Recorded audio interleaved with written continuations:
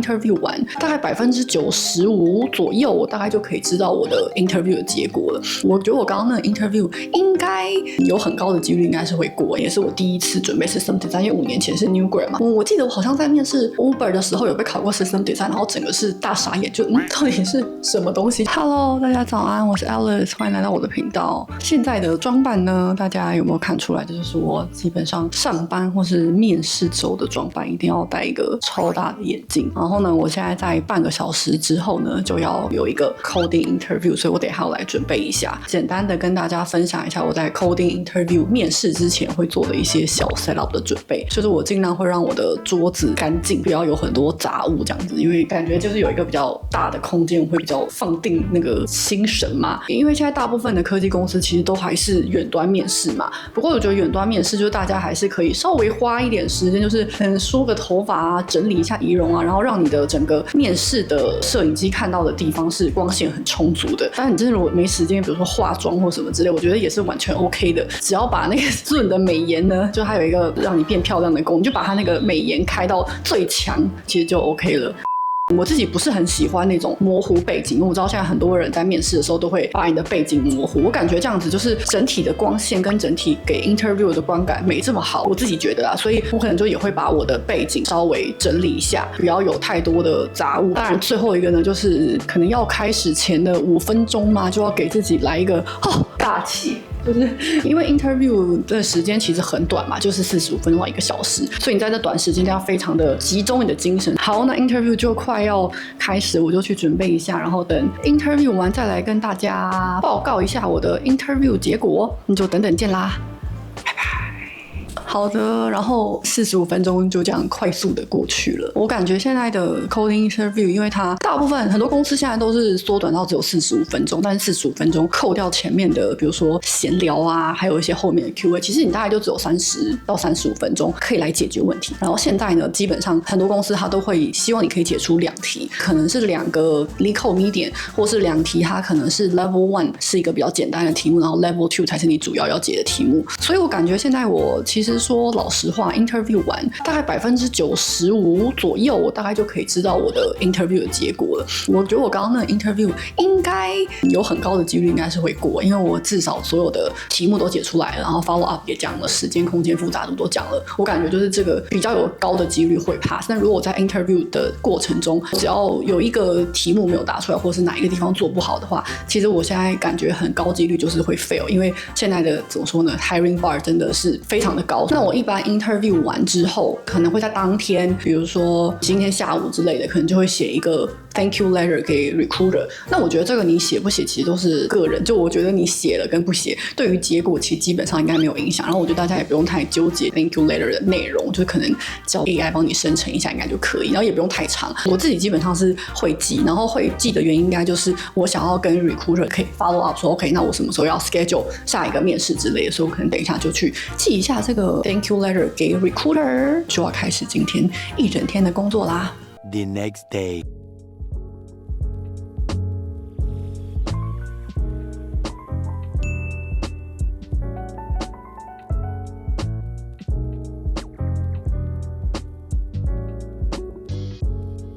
好，现在就来分享一下我这几个月准备 coding 还有 system design 的一些心得。那因为我上次找工作其实是5年前了，不过我就发现因为级别啊，还有工作经验当然也是跟5年前不太一样嘛，所以我感觉 coding 啊和 system design 的生态其实也是差蛮多的。那我自己在准备 coding 的时候，我是用 Grind75， 这是一个网络上的一个免费的算是学习资源。那我觉得它的界面很好用的原因是因为它可以自己去选择题目的难易度，还有你每个礼拜可以考面的时间，还有你打算完成的周数，所以我觉得算是一个还蛮能够 personalize 的一个 learning agenda 嘛。我自己的话就是只是专注于写 medium 跟 hard 题，我自己也是比较习惯按照题目不同的 tag 来写，因为我自己本身是比较不擅长 context switch 的人嘛，所以我觉得一次就是专门写一个类型的题目，然后去记收它所有的不同的 variation 或是它的一些常用的模板，这样子在遇到各种不同的问题的时候，我就会比较知道说这种时候应该用这个模板 A， 这个时候应该用模板低。我自己觉得这样子对我来说准备起来比较简单。我这次呢在找工作遇到的最大纠结就是我到底该不该继续选择像现在一样的远端工作。但是说到远端工作呢，最大的麻烦其实就是不管到哪边呢都必须带着一个非常沉重的笔电，但如果你又只有平板的话呢，会觉得萤幕太小，操作起来呢生产效率太低。这个时候呢，如果你有一个好的远端工具呢，就能够让你的工作更加高效，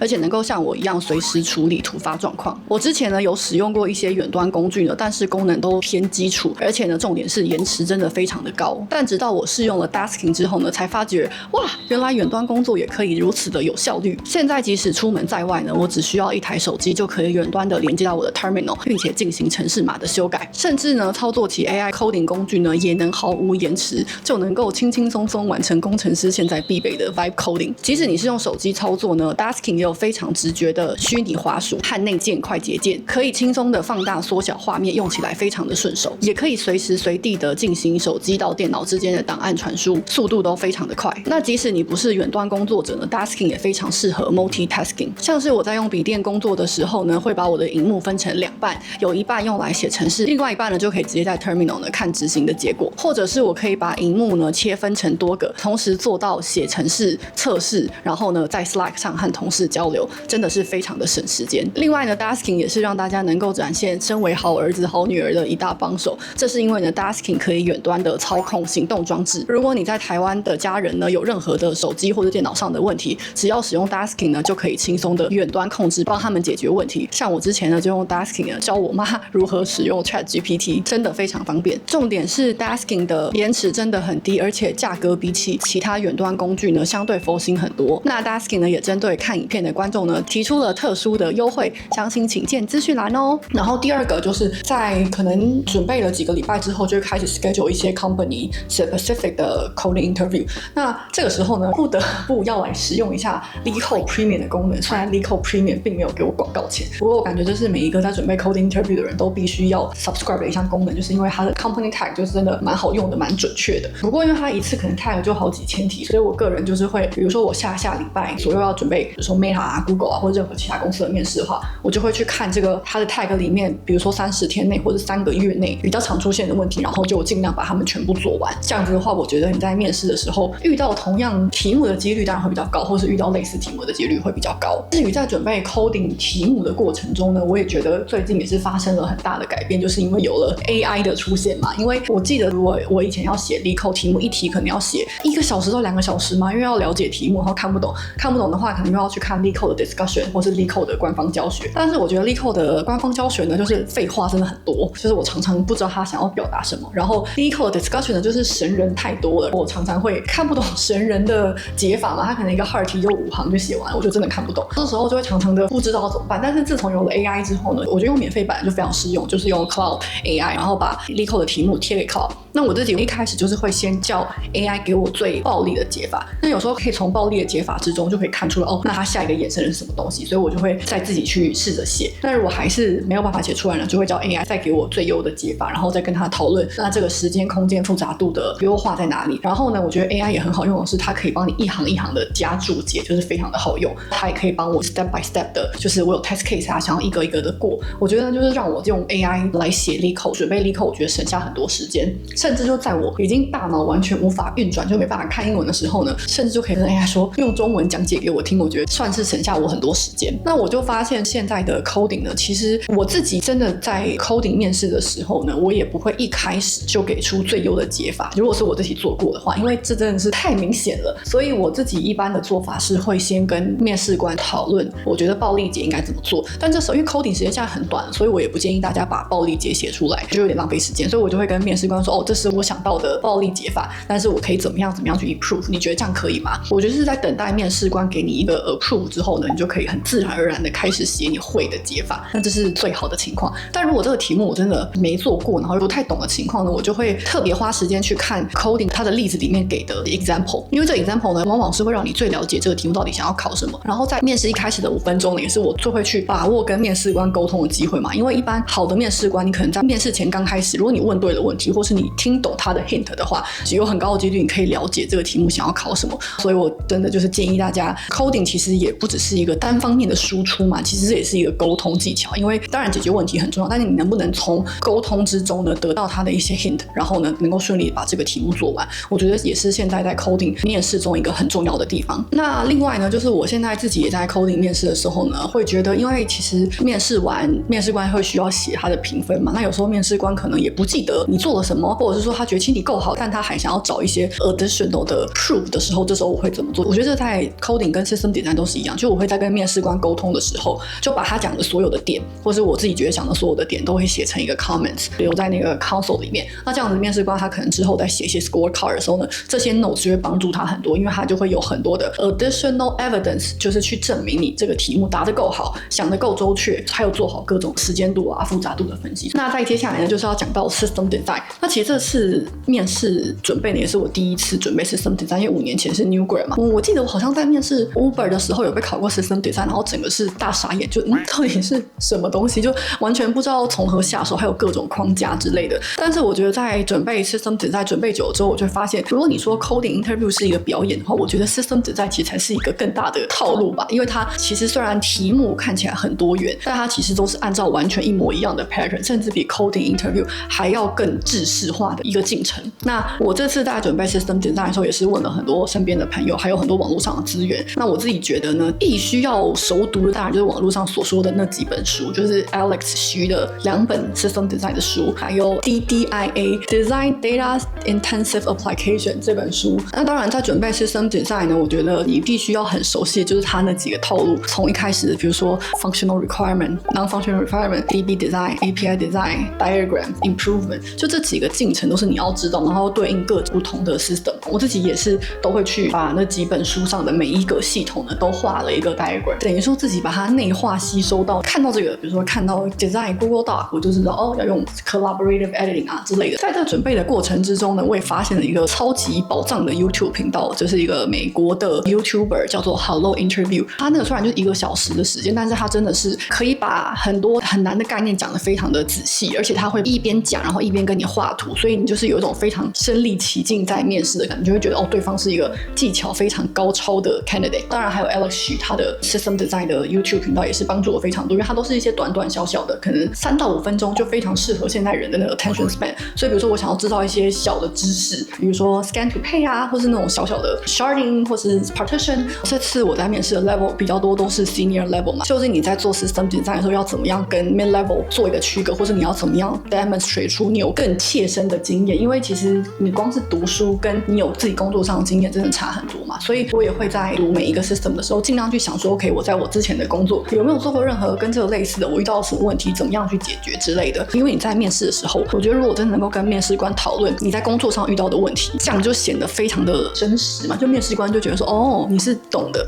因为我觉得 technical conversation 其实很难唬烂，所以我觉得你只要讲对他的行话，那个面试官就可以非常的知道你到底是在讲什么。另外一个我自己觉得蛮有用的，就是因为其实每个科技公司它都有一个 tech blog， 然后 tech blog 大部分都是讲说他们现在正在解决的难题，或者他们有一些新的突破。那如果比如说你要面那个公司的组，不管是 like Uber、Meta、Airbnb 那种，就是各大公司他们都有 tech blog， 所以我觉得就是在面试之前，你花时间去研读他的 tech blog， 然后去看他用了什么样子的解法在解决什么样子的问题，我觉得都是非常值得在 system design interview 跟面试官讨论的。因为面试官就会觉得说哦你有做功课，你知道我们公司用了什么样子的系统，那你可以提出什么样子的，比如说你可以根据这个系统你有什么样子的 follow up， 你有什么样子的不同的见解，比如说从你自己的自身经验，我觉得呢都是可以在 interview 之中展现你跟其他人不同 level 的一个很好的方法。那最后呢，我觉得这次我在准备面试的过程中也深刻的感受到就是 mock interview 的重要性。因为其实说实在话，如果你只是自己读力扣啊，自己读 system design， 常常没有那种临场感。那因为其实现在 job 的怎么说呢，我刚开始会把真的跟公司的面试当做练习，但是其实时间一久你就会发现说其实也没那么多公司让你练习，因为你还要 pass 才能进到下一步。所以我最近就开始使用一个也是免费的线上的 mock interview 平台，它就是会每个月给你几个 credit， 你就可以在上面跟任何不同的陌生人练习。那我觉得当然就是有好有坏，有时候你会遇到非常厉害的陌生人，或是遇到非常不厉害的陌生人都会有，但是基本上我都不会管他，因为重点是我是要那个情境，我要对方问我问题，然后我要回答。所以我觉得透过这种 mock interview 平台上的练习呢，就是真的让我学到很多。而且我之前遇过2个非常厉害的 interviewer， 一个是在 Google 工作的 staff， 一个是在 Amazon 工作的 L6 吧，觉得他们2个都非常的厉害。他这个平台还有一个功能，就是你可以在 interview 完了之后去 reach HR，所以我就是很好意思的，就是加了他们 LinkedIn 之后，还跟其中的一个 candidate， 就是我们会私下自己约时间，因为那个平台的 credit 是有限的嘛，我不能一直不重复的约。后来就跟那个 candidate 约了很多次自己的练习，然后因为他算是非常 senior， 所以他也能够给我很多算是内行的建议嘛，所以我觉得就很推荐大家去使用这个 mock interview 的练习的网站，因为我知道现在很多市面上的 mock interview 其实都蛮贵，像我刚刚讲到那个 Hello Interview， 记得可能一个 session 要好几百块吧，就是真的是蛮不便宜的，所以有这个免费的资源呢，大家就可以去试试看。好，那以上呢就是我自己在准备 coding 还有 system design 的一些心得。如果之后呢有什么好消息，或是关于找工作的更进一步呢，就再跟大家继续分享。那希望大家喜欢这支影片，喜欢的话呢也要订阅、分享、按赞、留言告诉我你觉得准备面试的时候还有什么样子的问题，或是你有什么样子的准备技巧想要分享给大家的话，都非常欢迎。那我们就下次影片再见啦，拜拜。不管你是在台湾或是矽谷工作，如果能够有职涯上的前辈的让你提点呢，真的可以让你少走很多冤枉路，把时间呢省下来用在更重要的事情上。那如果呢你也想在 Terry 的实战营看到我的分享的话，现在就使用我的专属连结，输入我的优惠码 Alice， 就可以用超级优惠的价格买到一辈子都受用的经验哦。